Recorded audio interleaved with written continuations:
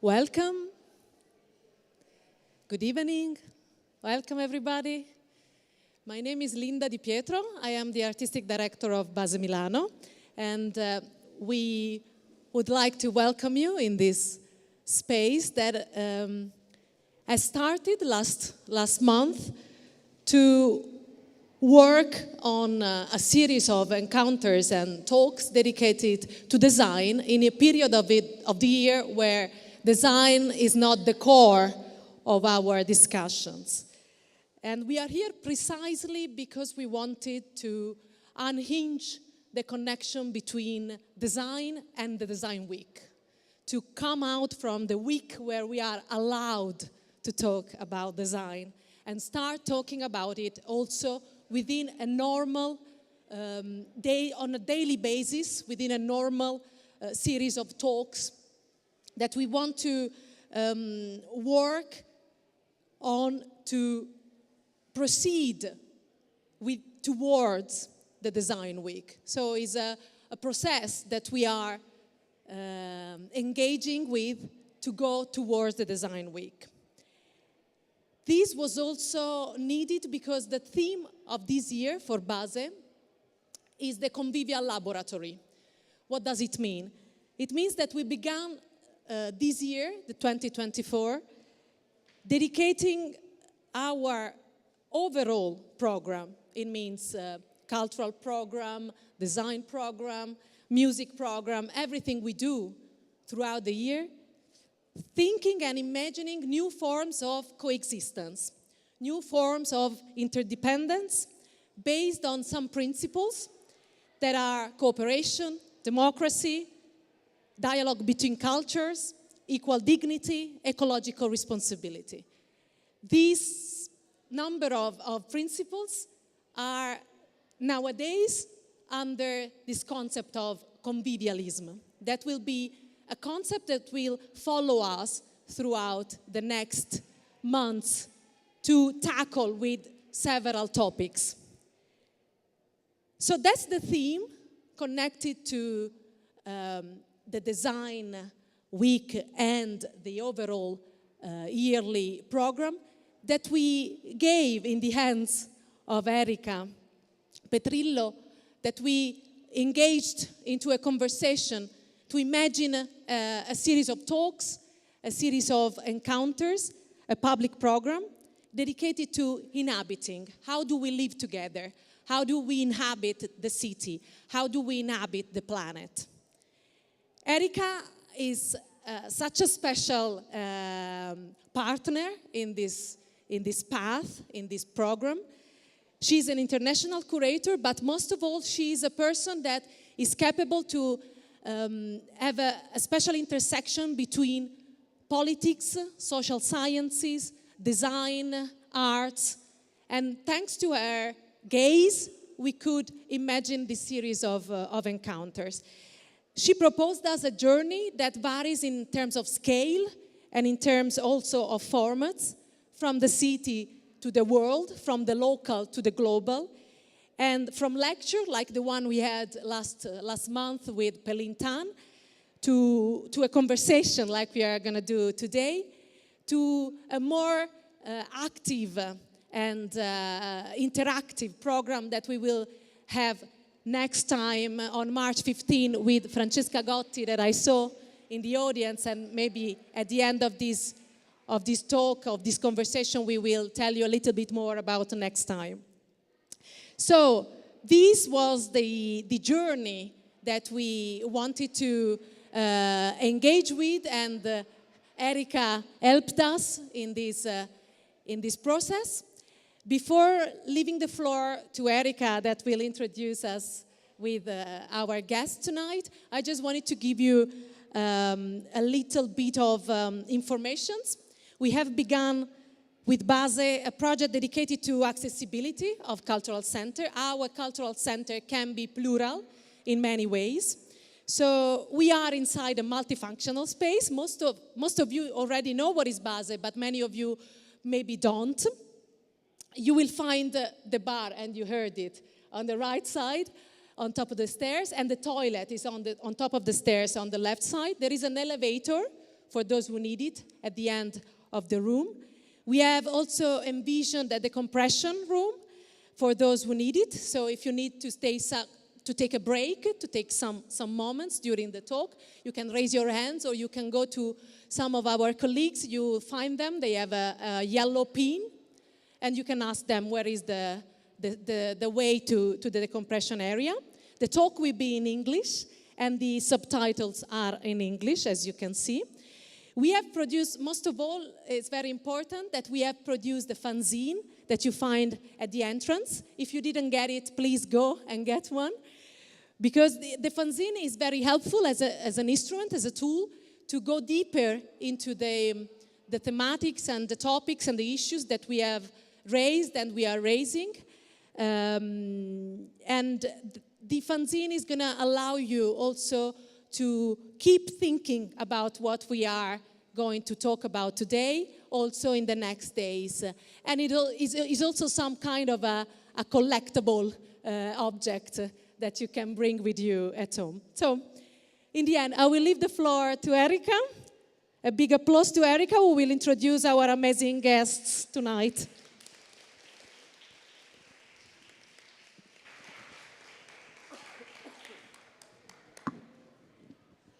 Good evening, everyone, and thank you, Linda, thank you, Giulia, thank you, Giuseppina, Agnese, Mino, and all the fantastic team of Base.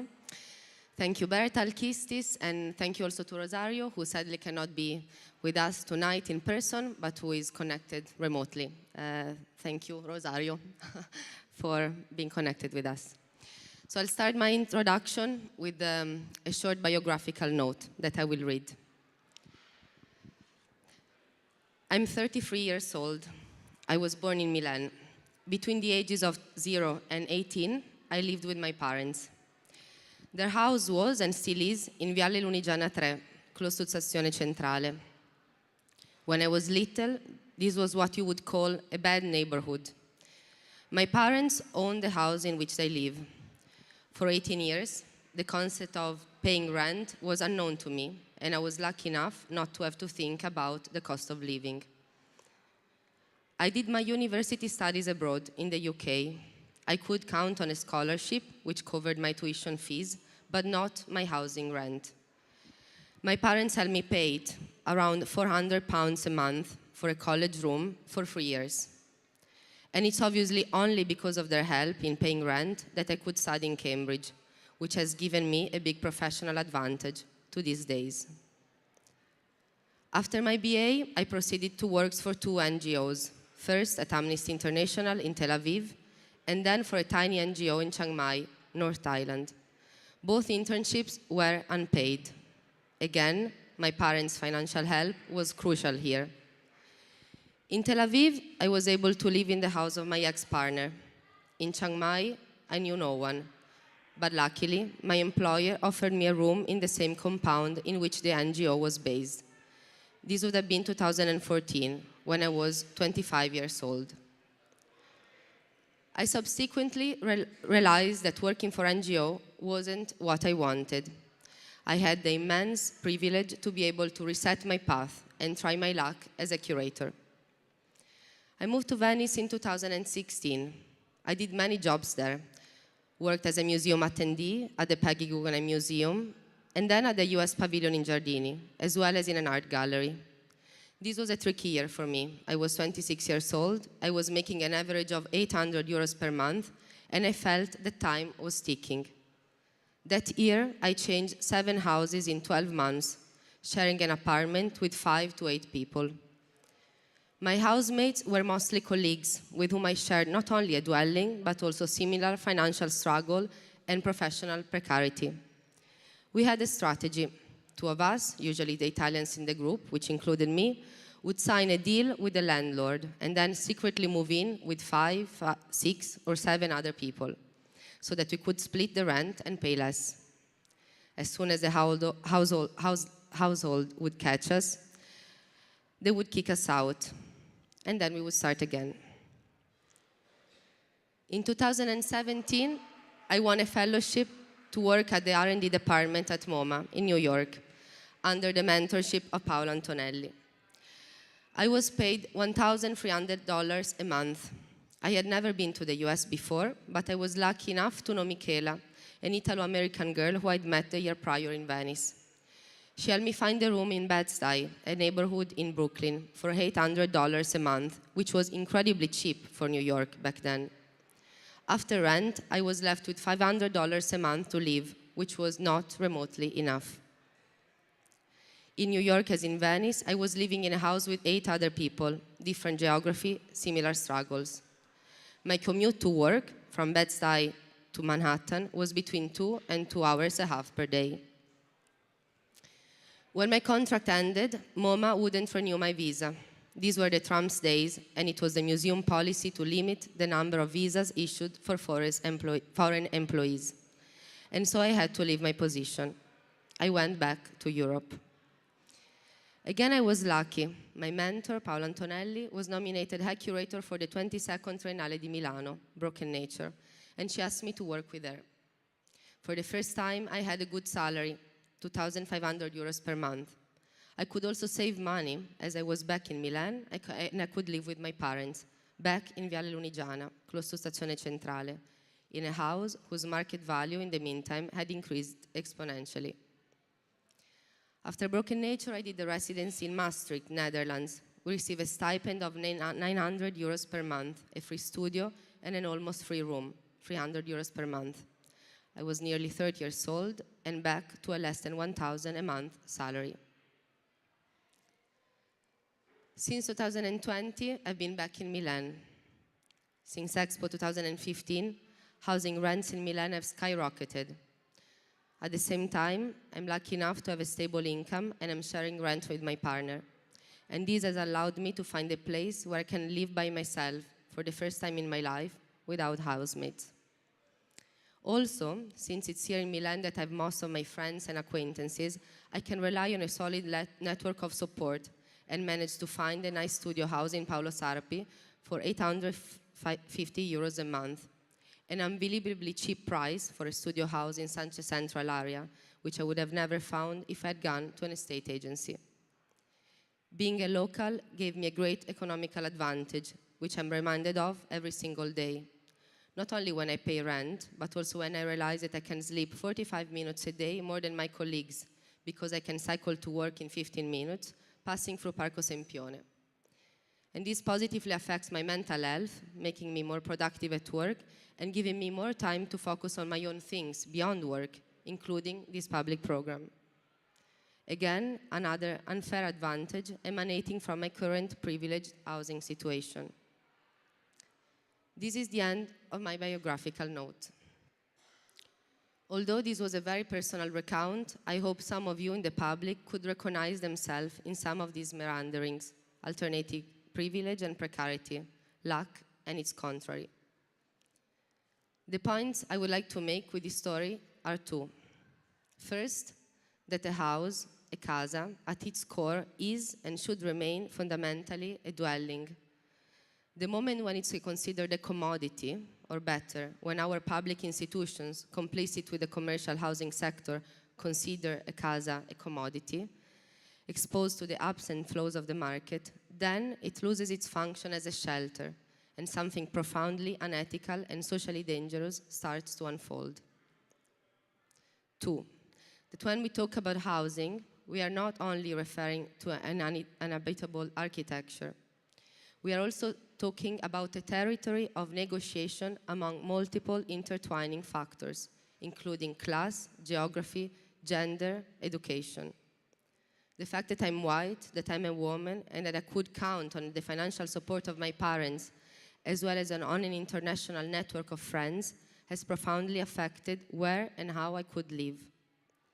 And in turn, the houses I've lived in, my history of privilege, has influenced the type of jobs I could do, the number of hours a day I can sleep, the amount of free time I have, the possibility of being engaged in civic actions, the chance to plan my life a bit ahead. A house, then, is much more than an architecture. It's a barometer of the status quo. It's both a product of and a factor that determines how we will navigate the power dynamics and the superstructure of our society. Today we are here for the second chapter of CASE, a public program generally hosted by BASE in the context of We Will Design 2024. Our speakers this evening, Berta, Alkistis and Rosario, focus their research and their practice in investigating and activating modes of habitation that are radically different from the ones as most of us are used to, which are profoundly embedded in our neo-capitalistic system.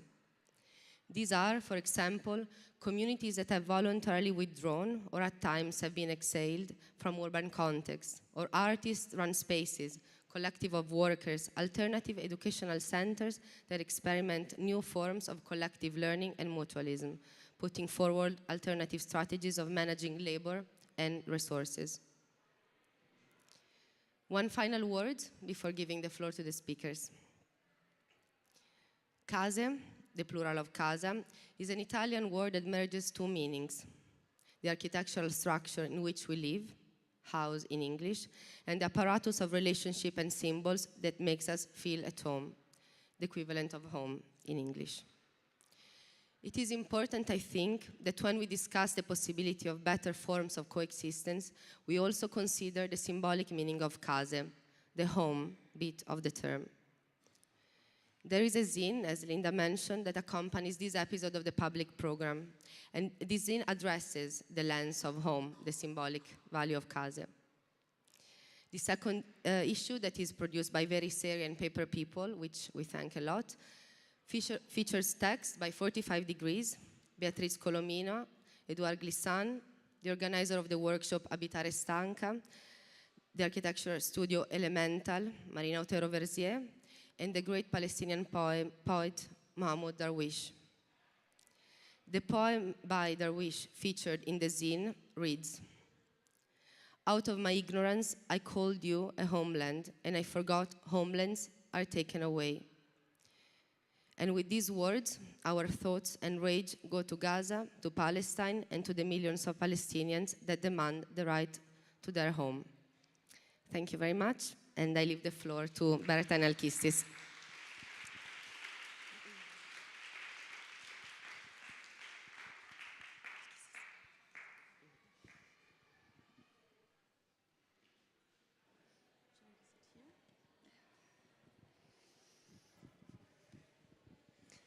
Well, thank you so much, Erika. Thank you so much, Base. It's great. We're very happy to be here, actually. It's not that we have been exposing the content that we're going to share today so many times, so it's one of the many experiments we're going to see in the future. So we're 45 Degrees. She's Alkistis Thomidou and Berta Gutierrez. We are a practice based in Berlin, although all our components are from elsewhere, mainly from the Mediterranean. And so we founded the practice around 3-4 years ago. And as young special practitioners, for us was very important to found our own practice because we were deeply questioning the ways we are approaching space making nowadays in such a context of crisis. Sorry, I'm a little bit, my voice might break along the way. And so basically our studio, in the aim at questioning how space making is being produced, for which means, for whom, who has the access or the right to what kind of a space, as Erika was exposing right before. For us, we have a design praxis, but for us it's very important the research part, because that informs what we do and how we do things, and also enables a space for debate and for creating a more a critical space in depth. Because I think lately we have a lot of information and we have access to so many kinds of information, but it's very hard to find quality spaces for deep thoughts. and deep thinking. So one of our research endeavors is the project we're going to present, or a little bit, yeah, at least part of it. It's called Radical Rituals, and it is an itinerant survey along the 45th parallel, mainly in Europe, or at least for now. So we are depicting the European geography using this fictional line of the parallel as a prompt to question many of the preconceptions, or many times misconceptions, that are tied together this territory that we call our home or Europe. And so this line is interesting to us because it divides very clearly the north and the south of Europe. It goes all the way from the west in the Atlantic coast to the east, the Black Sea. Actually, it ends in the Crimea Peninsula. And somehow it doesn't cross any of the main cities of this land. So it's mainly like rural areas or provincial cities that it crosses. So for us, like by adding, we are collecting protocols that we call rituals or radical rituals.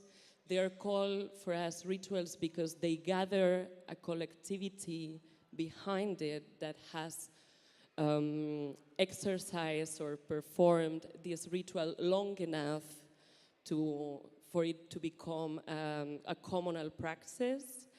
And we call it radical because they hold a transformative potential, that they don't only affect their contexts, their local contexts, but they also expand in or address global topics that it could be climate change or migration, like big pressing topics that we are dealing with in our contemporary contexts.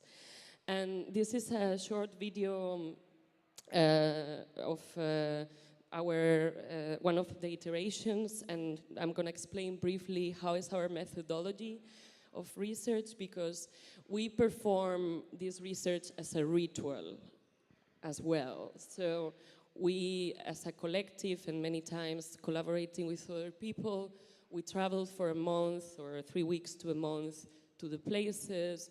We embed ourselves in the landscape. We live together for a month through different means, like a van. We share a van to be able to reach more remote places, etc., etc. And we meet people in their places of work or of the development of their projects. We talk to people. We really enable a space for discussion with them, which is very important to us because many times we find very valuable to, we believe it's very valuable to give the space for being listened, not only for doing something, but to talk, and the conversation is part of our method. And then we depict the projects. We collect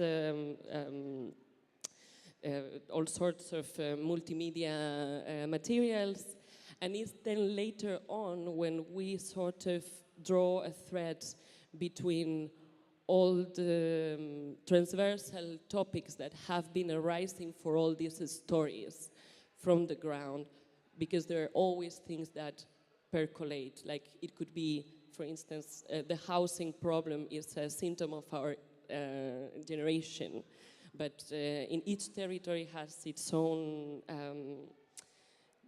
demands that are more important than others. And somehow this, with these materials, then we post-produce them, and we are developing a series of publishings.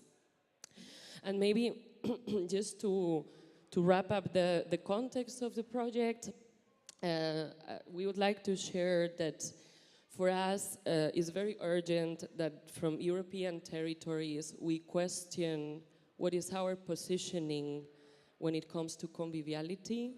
We are facing now a very dangerous moment where extreme right is rising, Europe is enclosing itself, borders are being non-negotiable anymore, and somehow through this project we want to highlight that there are many rituals of solidarity, of conviviality, and we refuse to be represented by hegemonic narratives of understanding Europe as an exclusionary zone.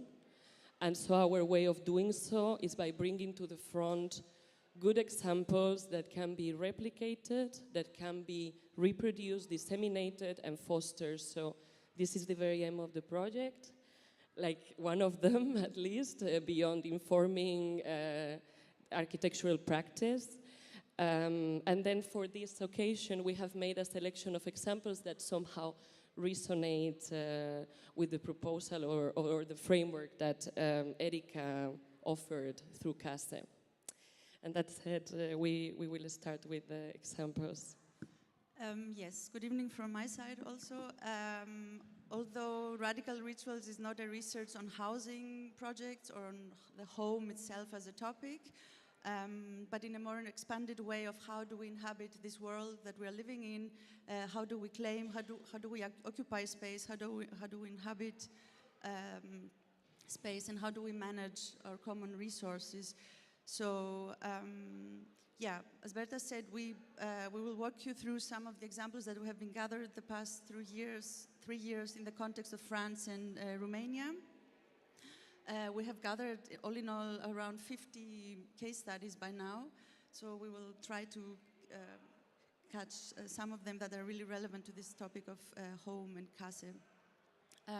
So each sociopolitical context is always in time, and of course, it influences the way we live, the way we perceive the world around us, the way we inhabit, the way we understand property, the way we understand resources. And that's exactly what we are trying to do with Radical Rituals, to somehow break these dichotomies that Berta just said, north, south, west is private, public, and so on, and find, let's say, more nuanced meaning to commons in general and situated meanings to commons, but also find these spaces, threshold spaces that are opening up the opportunity for other ways of habitation. So this first case study, it lands exactly on this specific topic of the threshold. It's in the context of Romania. Well, Romania, as any or most post-socialist societies, housing was collectivized, and in the transition from communism to liberalism, to the liberal system, everything got privatized. Together, of course, with housing and also all kinds of resources or public life. So Atelier Ad Hoc, to bring it to the point, Atelier Ad Hoc is actually an architecture studio, but also a non-governmental organization that has been focusing their practice in exactly on this threshold between public and private in this context of Romania. They have been, especially in the very small scale of the domestic sphere, and in this example, which is called the third instance, on the threshold, on the door as a threshold, meaning they have been researching for many years, let's say, how this transition affected people's relationship to property, like from communism and forced shared living conditions or forced collectivity, let's say, to this extensive privatization of homes. And within the regime of the communist regime, many families were forced to share like one unit that was supposed to be basically for one family, and they had to share. So basically, the corridor, the hallway, the bathroom, all these places have become the threshold between the public and the private, and the room was the private space. So the door was exactly this element, this two-dimensional surface that separated the public from this diffused, the private from this diffused ownership, as they call it. So in this specific project, which is an installation, but it is kind of a representation of their practice all in all. Because they are architects, as Berta said, we also try to inform our practice, our design practice through the research, as also they do. And in this case, they they perceive the door as a threshold, but as a space in itself, and they make it habitable. So in this sense, the door is not just a two-dimensional separating element, but is an element that can be inhabited and can foster conviviality and collectivity and interaction among different agents and different actors. Which brings me to the next case study, which is in a completely different context, in the context of France, and in the village of Aner, which is a small village of 180 inhabitants, the French Pyrenees, but has a very, very interesting history of self-governance, and it's kind of like a remnant of the May of '68 culture, where they have, basically the village is mostly well known for its self-organized cafe, without a cashier, without any personnel, so it's kind of like commonly organized, and this cafe attracts a lot of cultural audience, and yeah, it's a very vibrant place. So for this reason, or this vibrant space attracted a group of people from different ages, mostly elderly, but also young families from the cities, that they kind of felt this societal shift of, first of all, of aging, and accessibility of housing, especially for young families.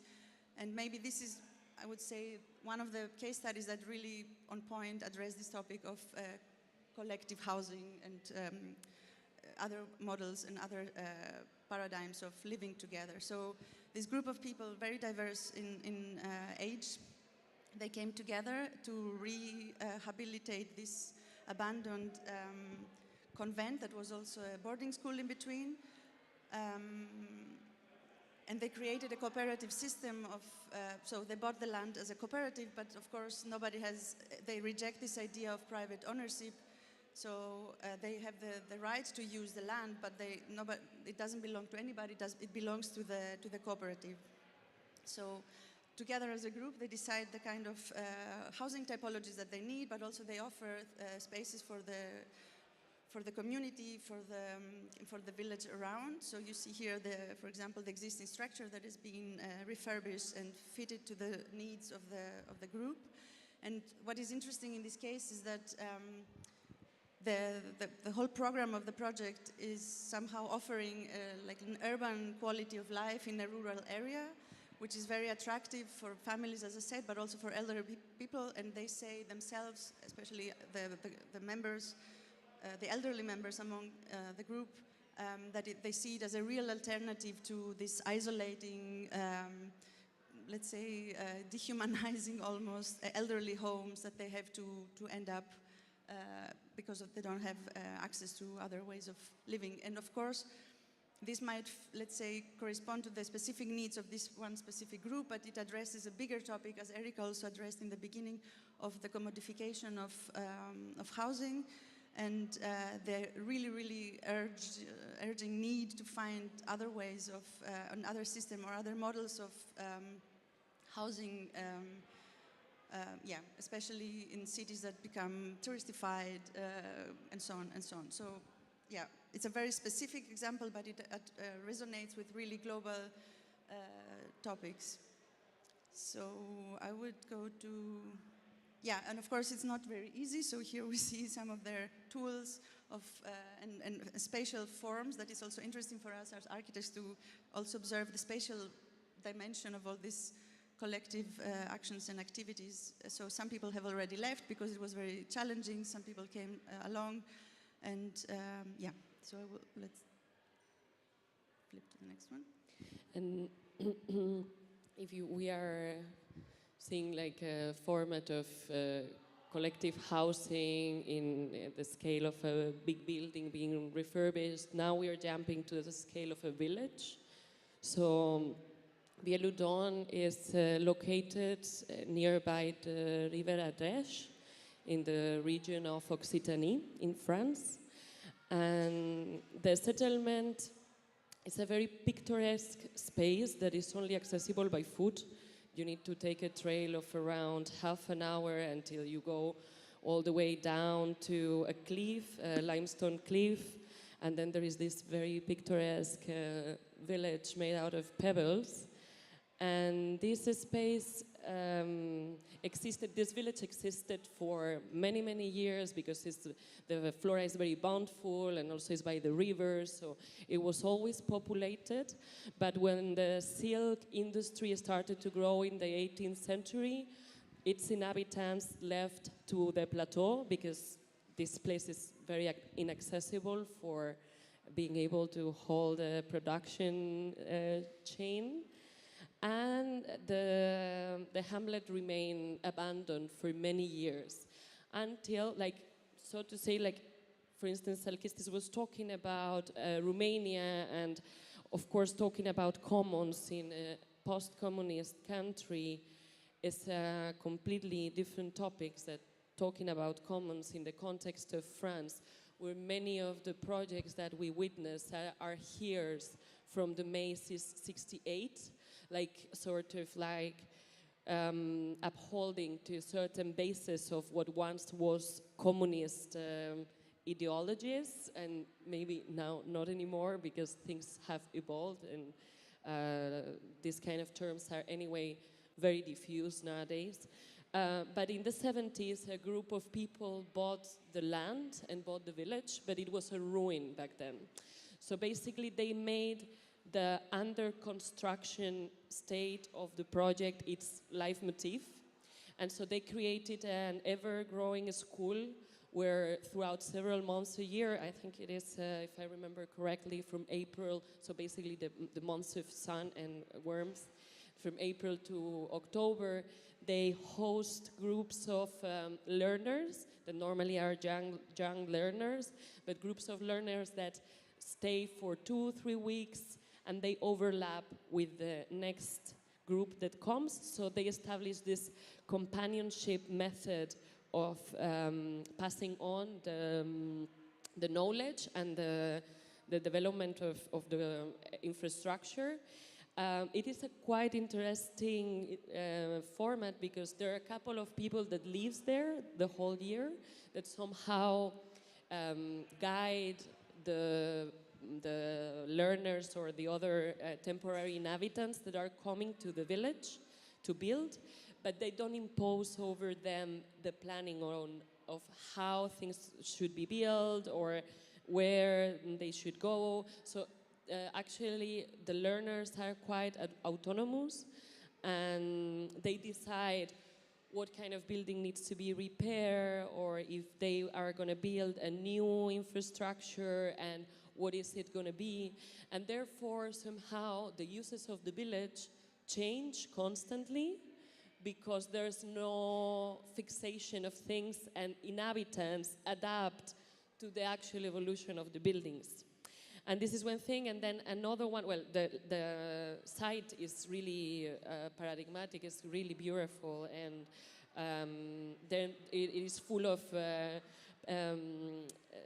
rosemary and thyme, and they also use it for producing their own cosmetics. So all the materials they use are mainly from the site, except others that they source from elsewhere. But it's quite centered into the specific location, like all the activities, more or less. And that said, I think from here, which is this learning and through placemaking paradigm, we leave the floor to Rosario, that might be somewhere on the other side of the of the world. And yeah.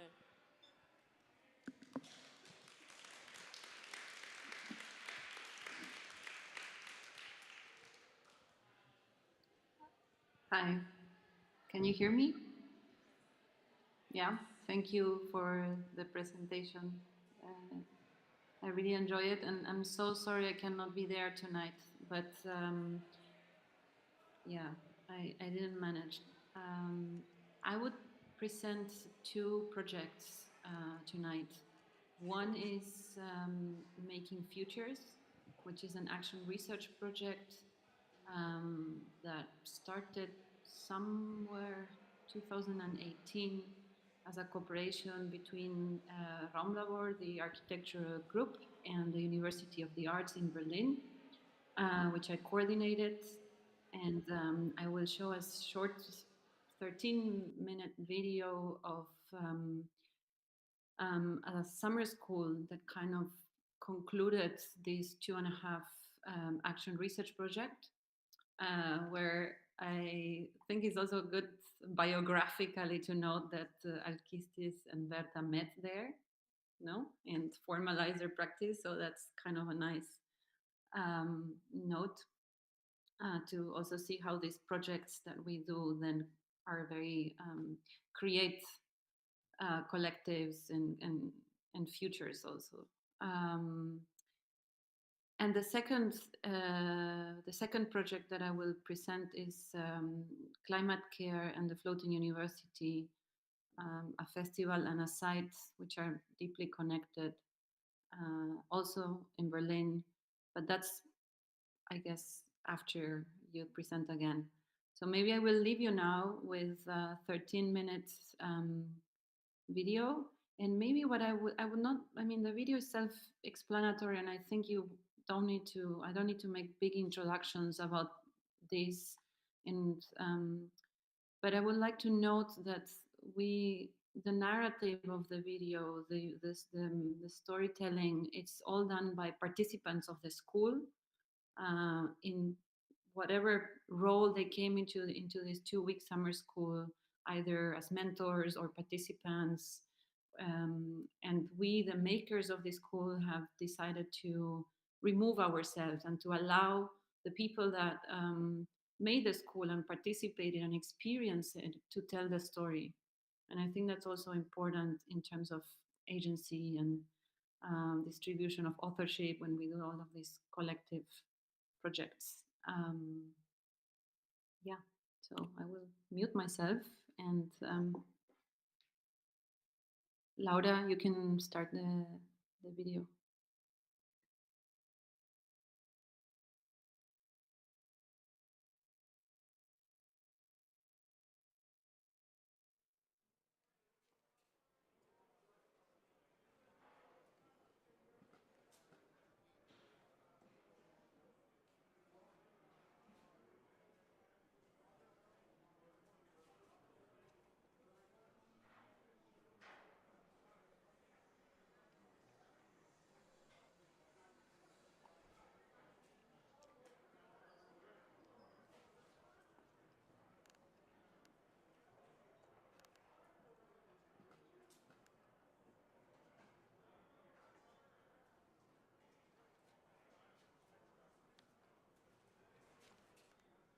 What is the Making Future School?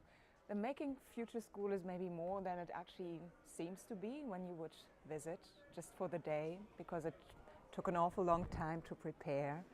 It's been working in different formats and trying to reconsider what it might mean to live in the future, and not looking at architecture as something that is just a fact that is being produced, but as something that is produced through social relations.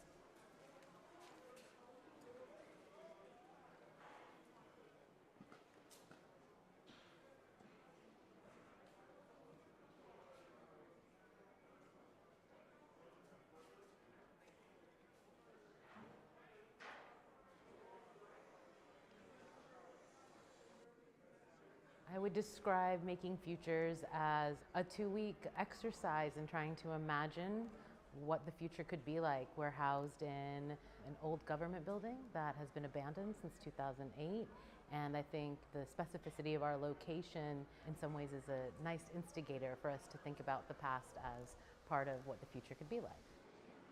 It is very much about a place of creating alternative knowledges, about spatial and critical practices, about agency of the self, but also agency of space in larger macro-political settings, like the city, for example.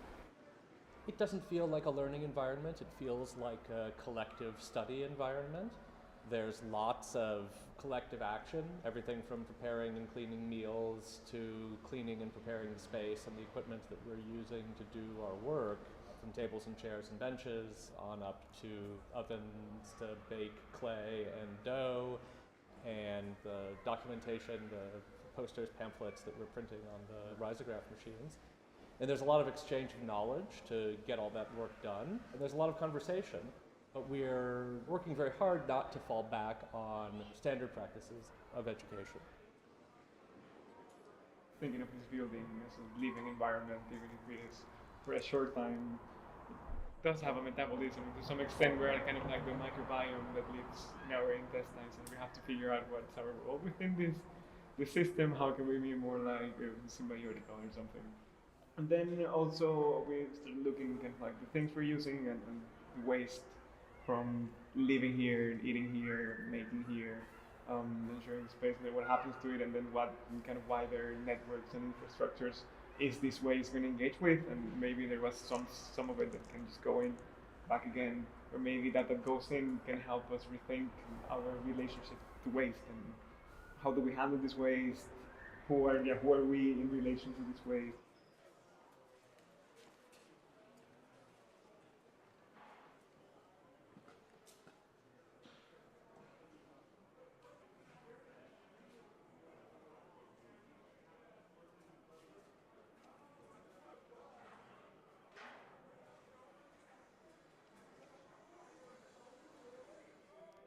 From what I observed, there were specific choices in which to form processes of decision making. And these forms actually were based on horizontality, on diversity, and not simply each group doing its own and without communicating with the others. Each group had to kind of transfer the experience. I think part of it is the open-ended nature of the way in which it was set up, which I think was very good. So people aren't entering into conversations that they feel like they should be having.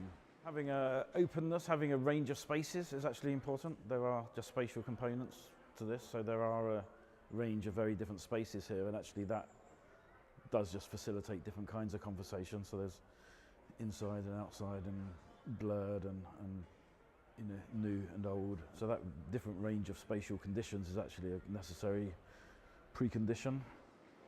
There were a series of good initial exercises actually that got people talking to each other in different ways, so that it did break down any relationships between teachers and students. It's not that kind of relationship, which is also important.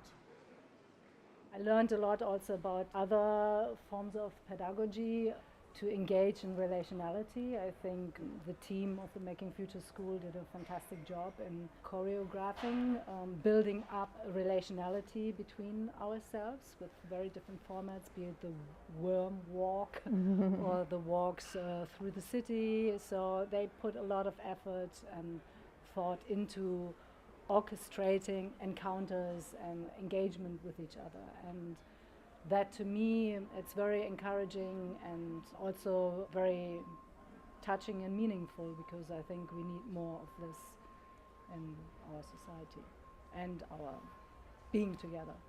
I've participated in the kitchen shift quite a lot, and it's been very grounding as a way to also have unexpected conversations and conversations that cross the different tracks. And making that not an isolated individual act of, oh, let me run out and get my lunch and come back, okay, I ate something, I can sit another hour, but actually together prepare the nourishment of our shared collective experience is an intervention in the ways we ordinarily organize nourishing the body or getting lunch or dinner. So I think it's offering another way of doing things that maybe is very common for some folks and maybe not at all for others to experience. So actually experiencing a different way of doing. To prove that architecture should be a collective project and also a collective form of experimentation, you need not only to discuss about it, but also actually experiment. And it's not forms of collaboration that prove that this is an inventive process, but it's also forms of collaboration through the specification of a certain task. By specifying a certain task and by dealing with it as a problem that should be solved collectively, you understand that there are no heroic moments in which a certain individual knows what to do and the others would follow, but there are always moments in which you should collectively search for the best form of doing things and checking it with those who will actually inhabit the results. Architecture is usually understood as an object. Too often it's understood as a product, something that is fixed, that is not dynamic, that is being built and then is to be used. And here we are actually testing ways of coming together. We're inventing maybe new things. We're sort of reconfiguring existing relationships. We are negotiating, constantly negotiating about what it might mean to cohabit in this space, and in the process we are looking at how this could form also other practices, other social practices that are then being expressed in space. We've been focusing on building a literacy in the relationship of space to power and understanding how anyone involved in the making of space, architects, planners, interior designers, others, when we work with the material of space, we're also working for and with instruments of power. Even those of us who are not working explicitly on making those spaces need to have a literacy in how they operate so that we can understand the structures of power that structure our life and operate within them in critical and effective ways.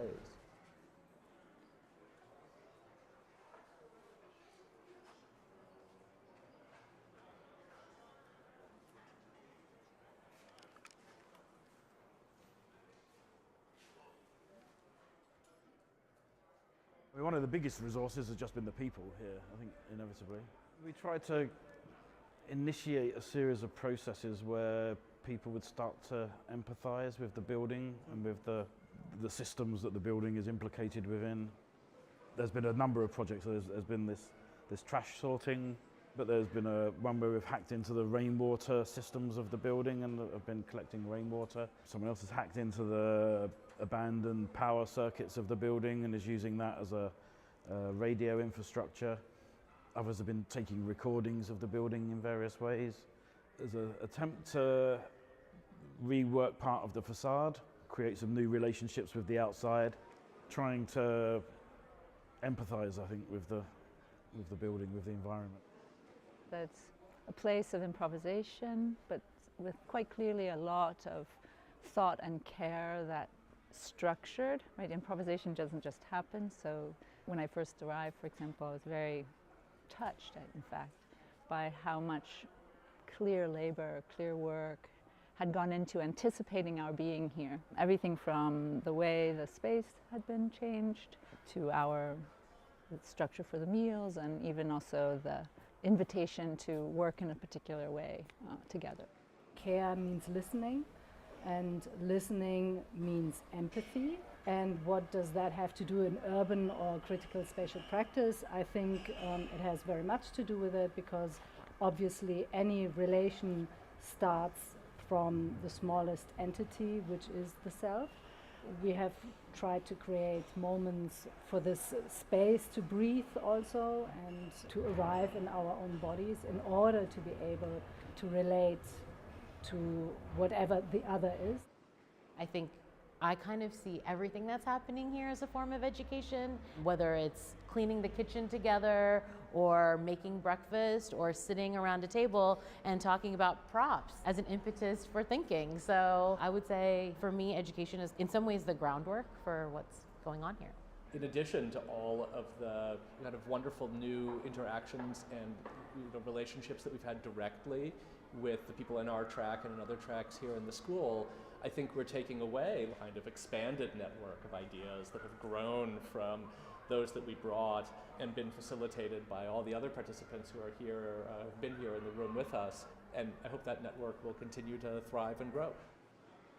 We're in an economic situation that tends to make us see objects and see in a fragmented way, and trying to develop ways of perceiving ecological systems, which a lot of connections that we tend to be alienated from or obscured from us by our economic system.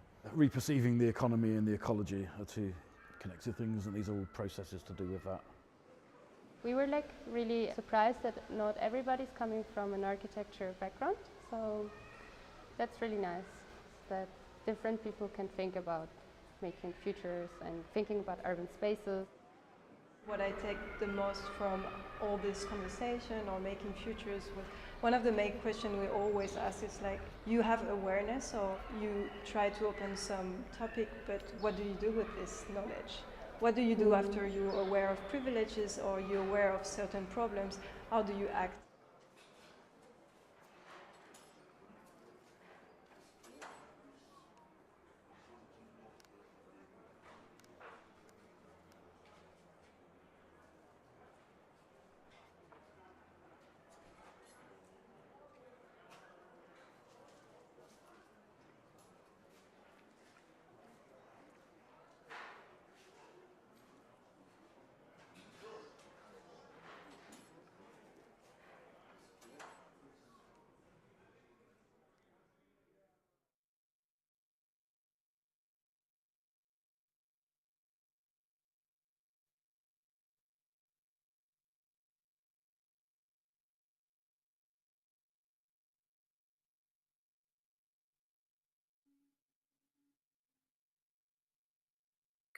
Can you hear me if I speak? Yes. Oh, I didn't want to interrupt the credits. I thought I could speak on them, but it's okay. I like the credits because it really denotes the amount of people that made possible what you saw, which was 2 days. Thank you. 2 days of 2 weeks of a very intensive living together, no, and really exploring this idea of conviviality and yeah, housing. If we were housed there in a house that was being transformed, and in that sense, the project kind of carried an impetus to transform ourselves as well. But maybe I will leave it here, Berta, Alkistis, so you continue with your second part. And then we will, I don't know, continue in conversation and when we go to Q&A, right?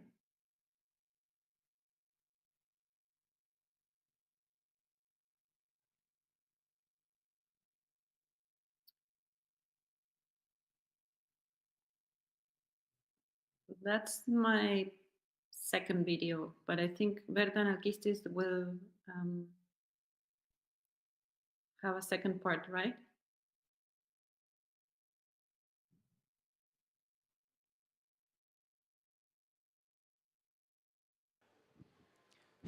Okay, Yes. yeah. So, yeah, so nice to see the place that Berta and me met. Yeah, what a perfect transition to the next case study, which kind of weaves all these topics that have been addressed so far: conviviality, learning environment, transcending borders within Europe. And the next case study is called Longomai, specifically the filature or the spinning mill de Chantemerle, which is, so Longomai means in Provençal, like in a dialect, it may last long, and this is maybe one of the oldest cooperatives, European network cooperatives. So in the spirit of the Mai of '68, but a little bit detached from this academic discourse of theorizing, philosophizing about all these topics of the time, a group of graduate students made themselves independent, and they were basically campaigning for better working conditions for trainees and apprentices. So their demand was access to land. They were demanding from government. I forgot to say they were coming from groups from Spartacus and Hydra. They were like two groups from Austria and Switzerland at the time. That they were very much active, demanding access to land to create experiential learning projects, challenging the conventional educational system of the time, really very much based on handcrafts and resources. So what they did, basically their values were cross-border solidarity, keeping the complete chain of production in their hands, but also living in harmony, let's say, with the environment. So they also, like in Making Future School, they occupied abandoned land out in the countryside in Le Mans, and that's where everything started. From there, they spread around Europe. Now, within 50 years, now they're celebrating 50 years of existence, or celebrated in 2023. They spread around 10 locations in 5 countries, even in Central America and Costa Rica. They're in Romania, in Ukraine, France, Switzerland, Austria, and Germany. And basically, they combine all these topics of conviviality, living together, but also producing from the land. In this specific case, the filature is a spinning mill that they keep the whole process, or the whole process of from breeding sheep to shearing wool, washing wool, processing it, spinning, to creating jumpers, blankets, and so on, until the retail. So they have the whole process in their hands, and it's what made them also unique, and what they made them resist or pertain the other collectives or other communes that in the challenges of our times, they either faded away or they gave up. This utopia of living in self-governance and in consensus democracy, which is very rare. So one last thing to add is that although there is a generational change, of course, some people have already passed away. These are some of the very first, let's say, the founders of Longomai. There is a new generation who is coming and joining Longomai because they really believe, or they really are in line with their principles and their way of living. But of course, there is this challenging moment right now. How do you address all these topics that were introduced in the beginning? New ways of living, and how do you, in a very, let's say, individualized society, or even challenging times in general, how do you commit into a community that is so strongly embedded to the landscape, but also has a very, very specific operating mode, let's say. But we all hope that it will last long, Longomai.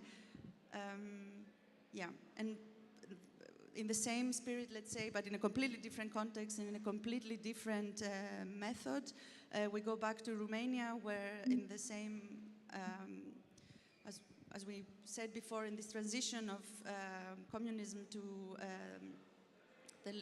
neoliberalism, basically many things fell through the cracks of what is public and what is private. Here, this picture is actually really a lens through, you can see, let's say, these absurdities of authorities and overlaps of administrative fields. So you see the river, which is like a natural resource, but it's also an infrastructure. You see the cables running on top of it that belong to the electricity company, which by now is privatized. And in the background, you see the dam, which is the production of electricity. So all these three together kind of create this very weird space of inaccessibility at the end. And these rules and regulations render this space also not only inaccessible, but in the rigidity of rules and regulations, the river is not a place for leisure, it's not a public space, it's a place for extraction and, as I said, an infrastructural space. So in this context, Sommes Delivery is an NGO comprised by architects, designers, but also civic society at large, that with these little or bigger wooden infrastructures that you see on the image on the right, they frame this landscape and they make visible its poor quality, because through all these, let's say, gray zones of property and ownership, the river becomes invisible in the eyes of the people or the inhabitants, or it becomes even a dump, because whatever disappears in the water goes away and nobody knows where it goes, nobody sees it. But the river is also, let's say, doesn't forget, and whatever falls into the river continues flowing stream down or direction the Danube, or at the end of the Danube Delta. so the river is not only the river, but it also holds with it together this whole problem of waste management, accessibility to this, let's say, natural resource. And yeah, Sommes Delivery is basically combining an educational program, very hands-on, as I said, by construction along the river and mapping its shores while engaging young architects and students, but also through a festival that runs now since 2015. They address a bigger audience, so creating much bigger visibility of these issues. And by now they have already, it's interesting that the topic of the river is not only local or national, but it's also, because rivers are interconnected, and the Danube is not just a Romanian river, it's a European, international river, let's say. Along its shores and along its troubled riverbanks, many initiatives are tackling these topics of waste management and preservation and river accessibility to the riverbanks. So Sommes Delivery by now, in the local level, they have created a water council, which kind of helps policy making and or consults policy making, but also in the international level, they have created an international network of initiatives that preserve or fight for the right to access to the river. Yeah. So.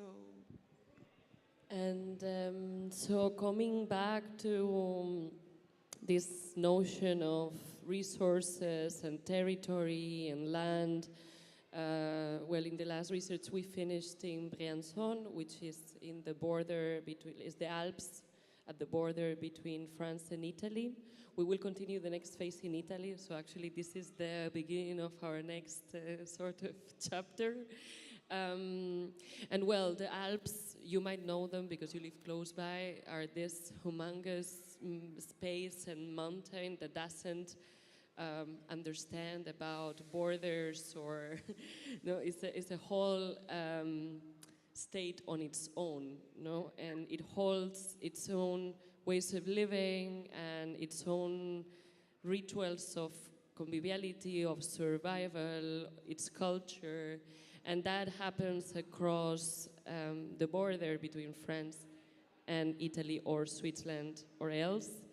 But because we just came up until France, it is quite remarkable certain practices of ancient commons, of ancient rituals of commoning that have been taking place for centuries due to a way of overcoming basic access to resources. In this case can be food or water, etc. And we portrayed specifically two remarkable examples in the village of Saint Blaise, which you can find it here in the map. One of them, so some of these communal usages became legal in the Middle Ages due to one right that the people, the inhabitants had, which was called the droit d'urbanalité, which was basically the right of usage of feudal properties or facilities. And in this case, there are remaining two main elements all across, scattered all across the territory. One is the four banal, which is the communal oven, which is each village used to have a communal oven where they would bake their bread weekly for holding, providing with bread to all the families of the village. And another one is a very sophisticated system of water channeling. The first one, the oven, nowadays we were together with Raymond and Rand, and they are both of the volunteers that still maintain these communal infrastructures in the area of San Blas. So the oven right now only serves for baking bread for the local school, but the water channel is quite a well-organized system. And so each village takes care, each association of each village takes care of the surrounding channeling systems of the area, and therefore they all negotiate the usage of it, the maintenance of it, and so forth. It is functioning mainly by gravity, so they don't use any kind of machinery, and the construction is quite rudimentary, so it's mainly pebbles or stones or pieces of, which is very important because that means that everybody can fix them and everybody can have access to this maintenance somehow. This nowadays this system of channeling, which is of free access, and in Briançonnais, people don't pay water because they maintain this communal system of equal distribution and access to the water channels, is under threat because current regulations that are upon to, they will be approved in short. They are forbidding or they are not recognizing anymore this condition of common use.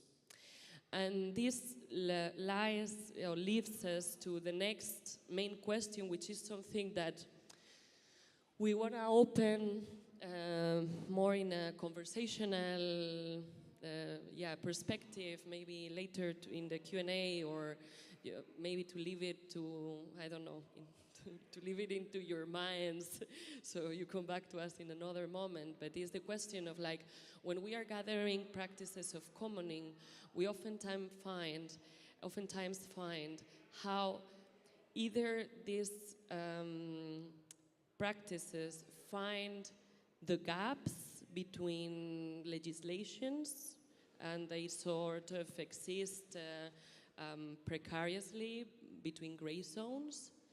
They operate against the law, or they find sort of ways of overlapping and fitting into the current laws.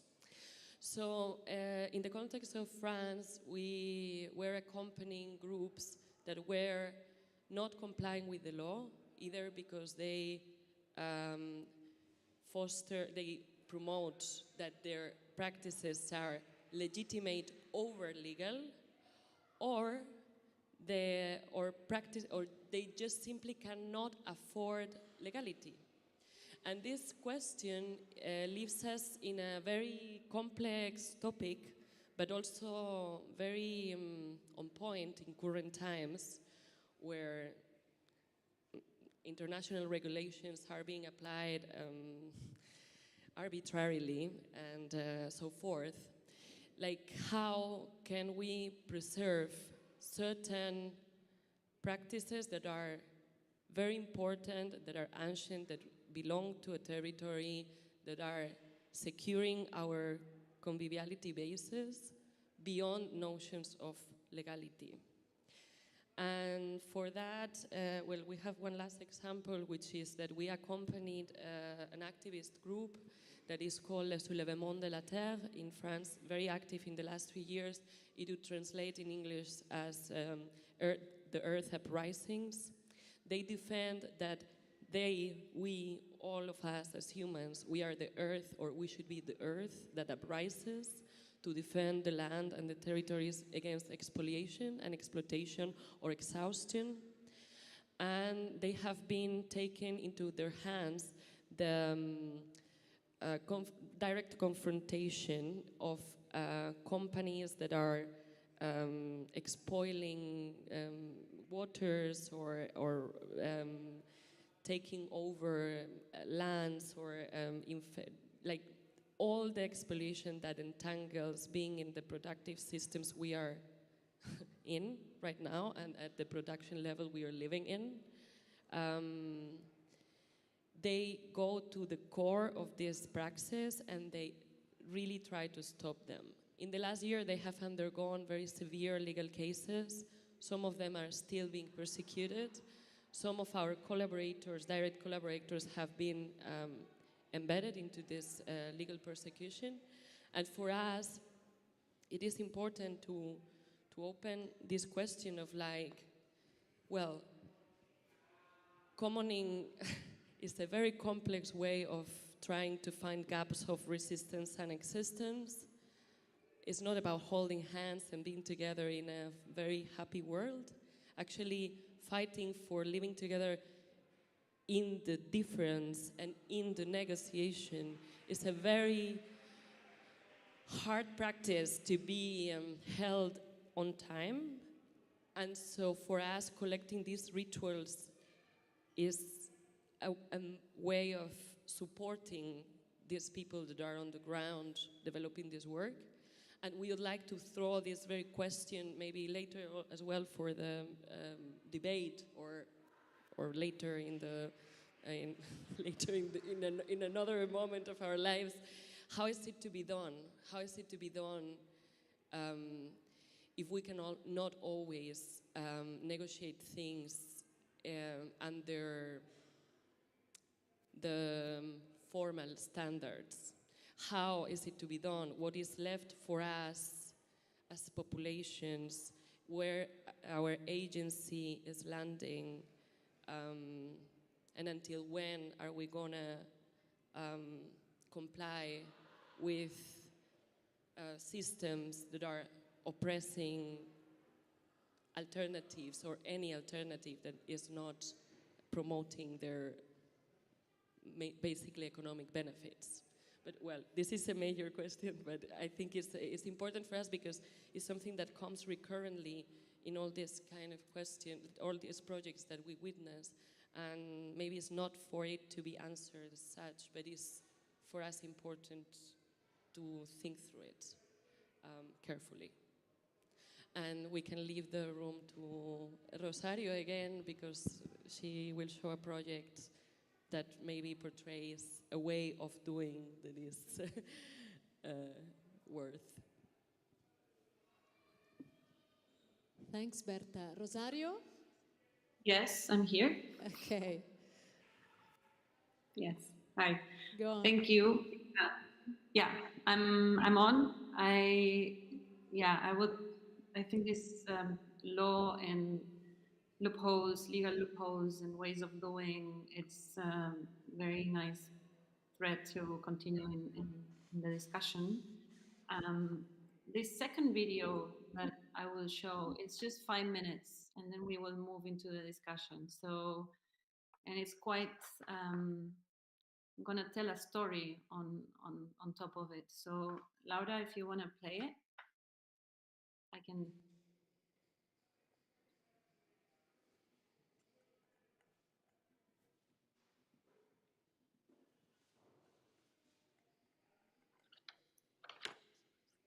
Yes. So tonight, in the second part, I will be talking about climate care, the festival that I have been co-organizing at Floating University since 2009, with 3 editions to date. But talking about Climate Care Festival is talking first and foremost about the site where it happens and its response to this particular place in Berlin. Many of you probably been already there or seen images online, but for the ones who have not, let me introduce you to this very special place in Berlin through its textures, its colors, its reflections. In a way, it's an attempt to allow a place to speak for itself, to manifest materially, but also relationally, and to approach an urban infrastructure, a water retention basin, slowly, through the particular, the detail, the small scale, the crop, shifting the attention to its natural, non-natural components and its interrelations. Algae, rust, rainwater, dust, weather, rain, mud, footprints, traces, reeds, barks, leaves, ducks, insects, moths, bats, birds, clouds, and also crows. The history of the water retention basin is complex and multi-layered. It extends across over 100 years. It involves a myriad of people, from engineers, city administrators, management companies, bureaucrats, garden colony neighbors, an architecture collective, citizens of Berlin, over 60 members of a caretaking association, students from universities, kids from Berlin schools, theorists and practitioners, artists and scientists, gates and fences, doors and scaffolds, screw and wooden planks, wetland plants, trees, insects, and animals, contracts, building permits, lobby work, polluted water, compost, and so much more. By now, the story of floating can be told in many different ways and by so many different voices.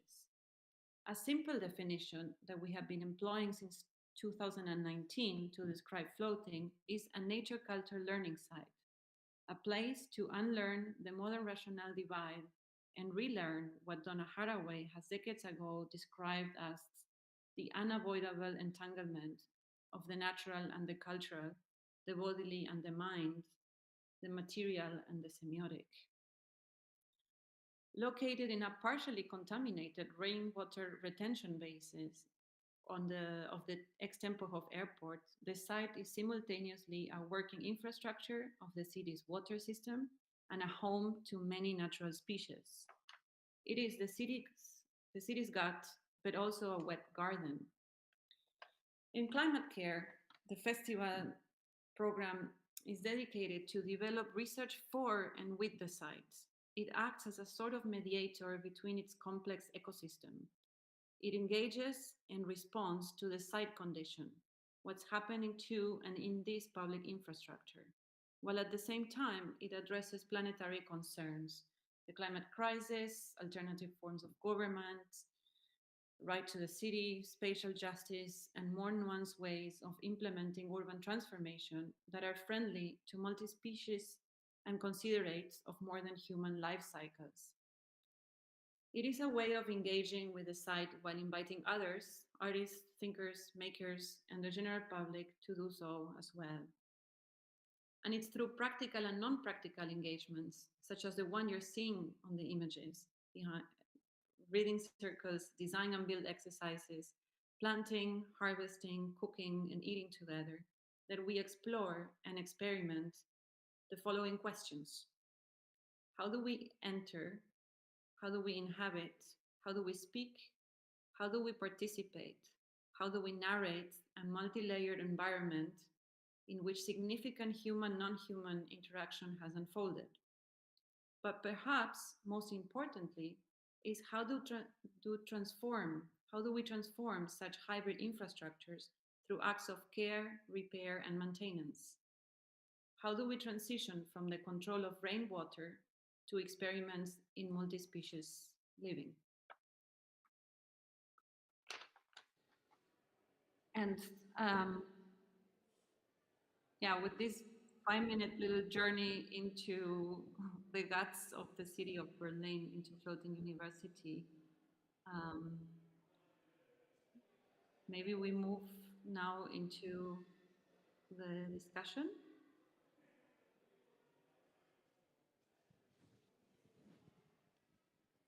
Yes, we move now to the discussion. So thank you so much to Berta, Alkistis, Rosario.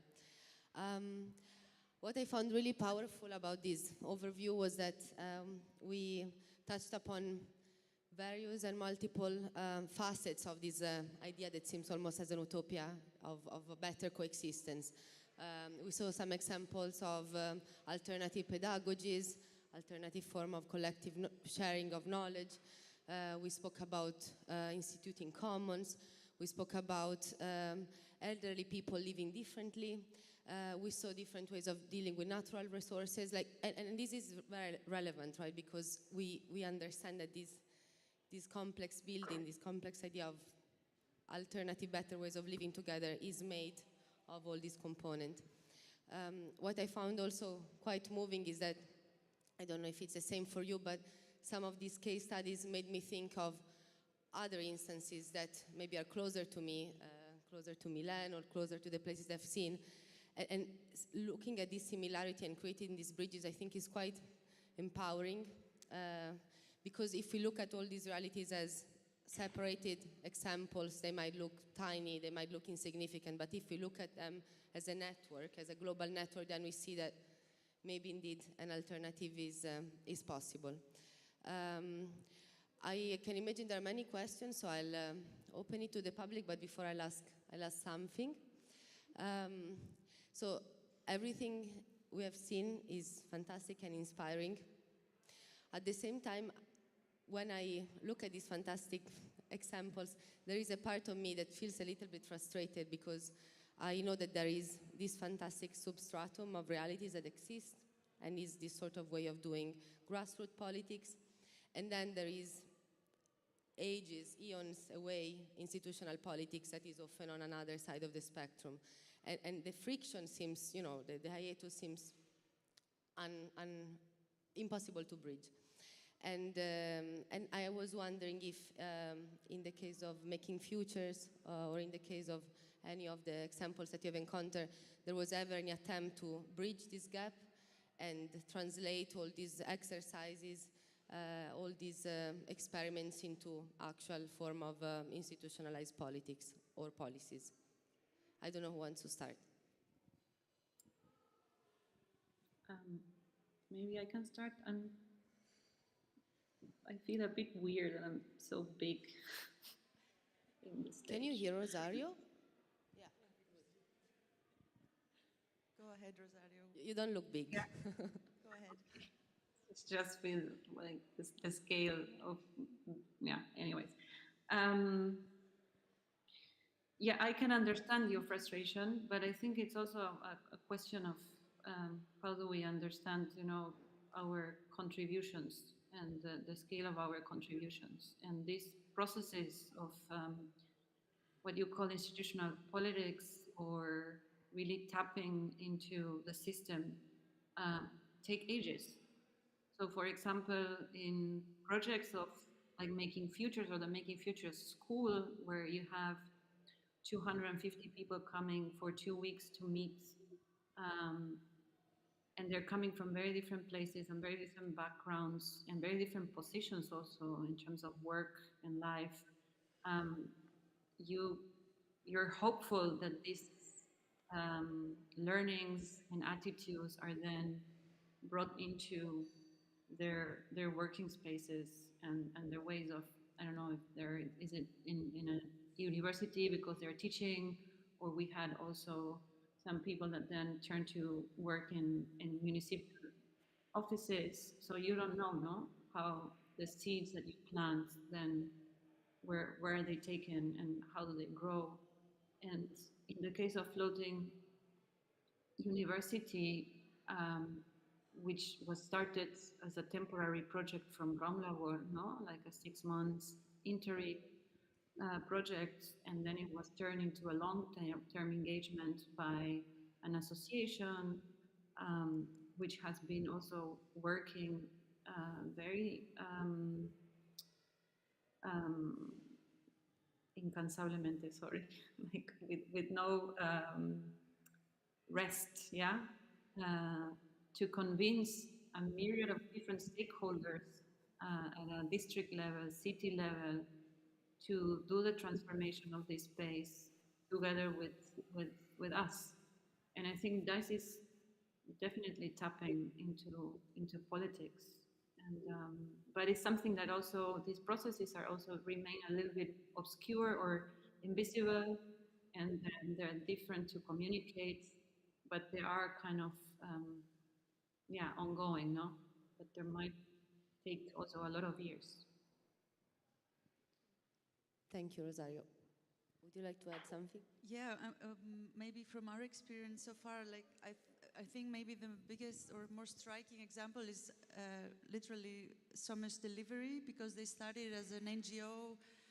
It's a very specific example, but really it spotlights all this absurdity of bureaucracy and all this, I mean, also skepticism between administrations in this, let's say, post-communist narrative. Collaboration is trouble, so you shouldn't engage in any kind of collaboration. So authorities don't communicate with each other, and this group of activists basically that then they created a festival actually as a let's say public program, but then they highlighted all this absurdity that is embedded in this territory. And now, funny enough, it's like an anecdote that they told us while talking to them, because they got so much into reading legislations, because the authorities themselves didn't bother to do this work and find ways of connecting dots and finding solutions how to make the river accessible. They did this work, so they, let's say, replaced the labor of the public administration, and they undertook all this effort,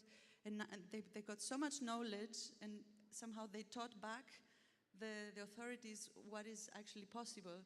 And on top of that, the authorities told them, or they proposed to the authorities, maybe we need a water council, and the authorities said, oh yeah, great idea, why don't you create a water council? And they said, we're just a group of architects and we are just a festival. How do you, let's say, pass on this responsibility of creating really legislative change to civic society? I mean, I don't think this is a bad thing, but you cannot outsource your responsibilities as a state to civic groups. But on the other hand, I think it's very interesting also in the case of making futures, or in the case of floating, this reciprocal learning, no? Like civic society learns to be engaged, and what does it mean to have agency? And the authorities learn that it's not only they don't have only the power to take decisions or to make change. So I think it's an interesting, yeah, it was very hopeful when we heard about this example. There is others in France, the school Etre, for example, that is, well a lot of great yeah, successes, but also a lot of challenges, a lot of frustration. I just want to add a punk remark that I think, like, just because we cannot trust politics so much, maybe we should start caring less about them more. Like, yeah. No, at the same time, I was wondering, especially with making futures, right? Which is, you know, I have never been there, and I don't wish to be in Berlin right now, but I would have loved to be there a couple of years ago to take part in this experiment. And I was thinking, how is it possible with all the abandoned buildings we have here that you know, that something similar doesn't happen? And it's also a matter of institutions here not allowing such a thing to exist. You know, so I guess it's a precarious balance of given and of things that are given and things that are inside, like limited and prevented. But yeah, I'll open out maybe to the public. So if there is anyone with a question, I'll come around with the microphone.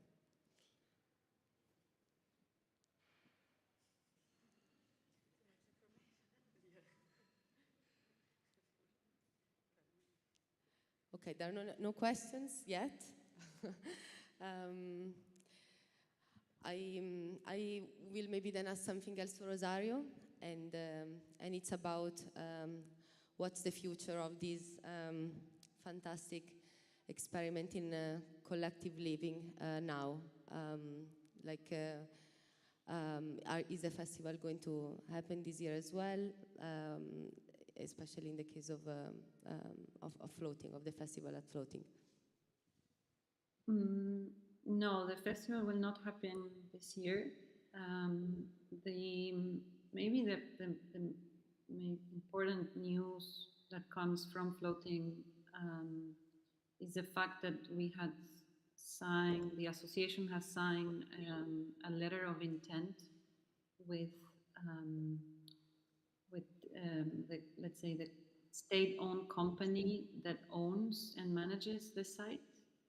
So this place that you saw, this water retention basin, it receives rainwater and it has a concrete floor. Basically, it's a retention basin, and there is the desire of the city to transform it into an infiltration basin. So basically removing the concrete and letting the water percolate. So this was already announced in 2020, and for example, the edition of the 2021 festival, it was on the topic of rewilding, because the city came with this narrative of that they wanted to renaturalize the basin, which was for us very problematic, because it's using the word renaturalizing, bringing back to an original state which is not existent, and so on. It was completely very far away in the way that we narrate and we understand this place. So we made the whole festival about rewilding and as an alternative to renaturalization, and we have explored this with many different artists. And parallel to this, the association was also, because it's a little bit like a tentacle with many different members that do many different things, there was one group which was developing a parallel strategy, again, on our own means, as a civic initiative with no support from the state, parallel doing a plan to what this place could become. And it took us 3-4 years of lobby work, of trying to convince, of changing the government, of changing the direction of this company. I mean, many different things, right? That made possible now that the city has signed letter of intent, where the association will be participating in the transformation of the urban infrastructure. And that's quite a success. Yeah, that's super interesting, and also makes me think about what was said before about the framework of legality within which things can happen, and what happens if all of a sudden laws change and in a top-down way it is decided that an infrastructure will stop to exist in the way it has always existed until then. Yeah, thank you. Question?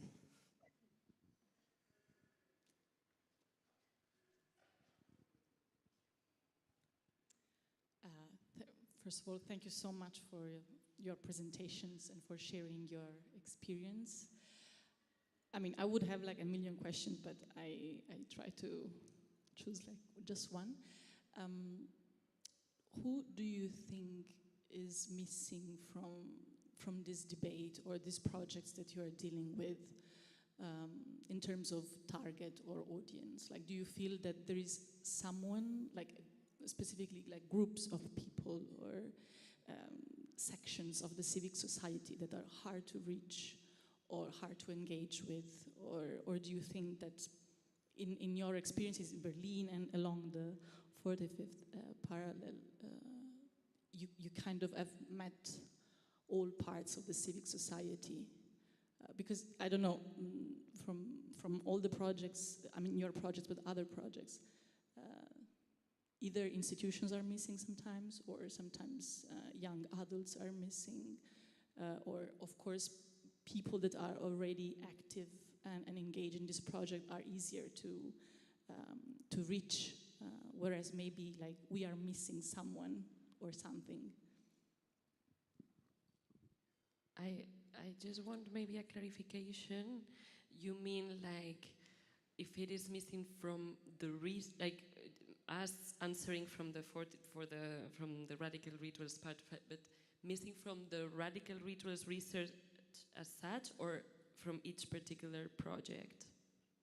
From the research in general. From the research in general. Well, yeah. So from the research in general, I think it is a self-initiated research. So now we have accomplished 2 iterations, and the rest are yet to come. The next one is Italy. And it's not that I'm trying to avoid your question, but it's so to say that we didn't have many entry points yet. So the work we do when we are doing outreach, let's say, and looking for projects, our approach to the territory in that regard is very open. We don't have many boundaries of like, no, this kind of people we are not researching. So in general, the threshold is very low. So we address the complexity of many different projects. So this is one important part of it. Now, how the research is disseminating is another matter, because it's a very small research. We are mainly two people with some collaborators. Actually, one of them is here, Elias Misao Hunchuk. And so hopefully more and more our intention is that this research creates conversations, and we are developing a series of books. Actually, we forgot to say it, but we're going to publish our next book in 2 months about France, with some of the cases that you have already seen. And the idea is that the publishing is made in a way that is also accessible, because it's not written in an academic language. It's written as a travelogue, most of it, although there are some academic articles or more elevated intellectually, but nevertheless we try to keep always the threshold quite accessible to everybody that is interested in the actual topics. And so to say, we're still in a phase of experimentation, because it didn't reach a huge amount of public yet. But when it comes to the cases, we try to be very inclusive, and that for us is very important. Firstly, because the cases teach us many things because of this openness. And maybe I would say that we approach them, one of our conditions is that their main goal is not commodification. So that they are collective based, and that their goal is beyond commodified means. And these two are our basic approaches to land, or to territory, or to collectivity. And therefore, we can reach a range of projects that is very diverse. Yeah. One thing I would like to add is language is a kind of critical, let's say, barrier. I mean, both of us, we are multilingual, but also we have our limits. But that's why whenever we travel, we try to engage with a local researcher or with someone that is really knowledgeable about the context, but also language-wise. And and we are, let's say, evolving our method, and we are becoming more precise. But what I wanted to add is that many of the places that we enter, or territories, as the last example, for example, it's like an activist group where visibility or anonymity or all that is very precious. So we are trying to be very careful. This is a very small snapshot of cases that we have collected, and let's say our archive includes also the topic of migration, which is also in this gray zone again of legality, people with or without papers, and how do you address this topic without exposing, but we also cannot speak for this group. So it's a very fine line that we try to be very careful with, but we are hoping in the future that we will create, let's say, a network, that it will grow and live on its own, and it's not just Berta and me traveling along this line and collecting, archiving, or featuring these practices. So yeah, if you have anybody interested, or you know something that might fit to this idea of the radical ritual, please find us online or come talk to us later today. We're very looking forward to start the next iteration to Italy. And for us, it's like a lifelong project. We don't believe that one time traveling of 3 weeks is representative at all of a vast territory as Romania, France, Europe at large. So it's just the beginning of a bigger dialogue. And that's something actually that we discussed last time we spoke with Berta and Alkistis. I was wondering why the focus on Europe, why only the European stretch of the 45th parallel north.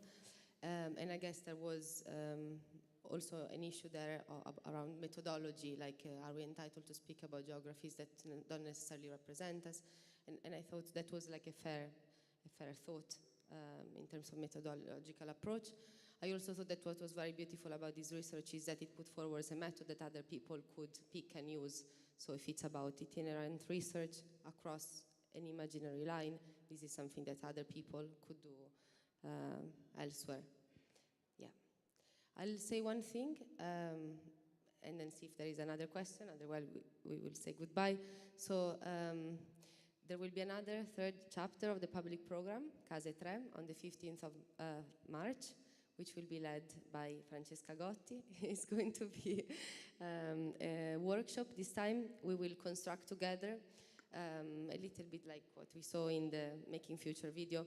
We will construct together with several collectives of designers and architects. We'll construct together an urban device, a sort of like totem with wheels, that at the end of the workshop we will bring from Base to Abitare in Via Padova.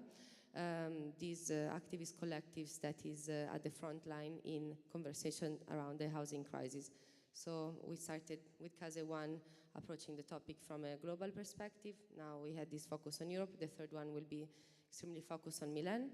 And this urban device, this totem with wheels that we will construct, will have some features that would allow Abitare in Via Padova and possibly other activist collective to use it in their practice. So hooks to hang the megaphone, or like drawers for the flyers, and so on and so forth. I don't know if there are any other questions for Rosario, Berta, Alkistis. Yes.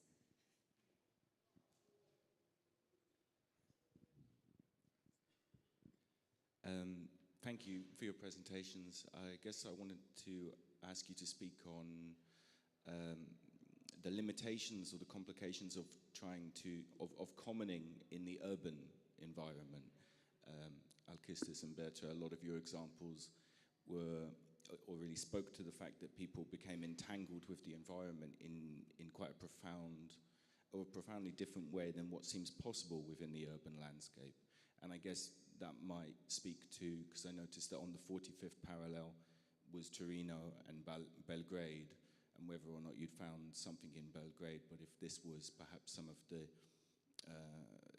issues of trying to find something that really managed to entangle itself with the environment was something that kind of arose from an urban landscape. And Rosario, you've had experiences of trying to create these moments of commoning within urban environments, but perhaps you found that they were sort of temporary moments that you hoped would then sort of be carried on into people's lives, but the actual kind of space where the commoning took place could never possibly be permanent within the urban environment.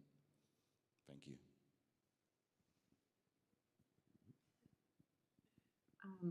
Maybe I pick it up now? Go for it, Rosario.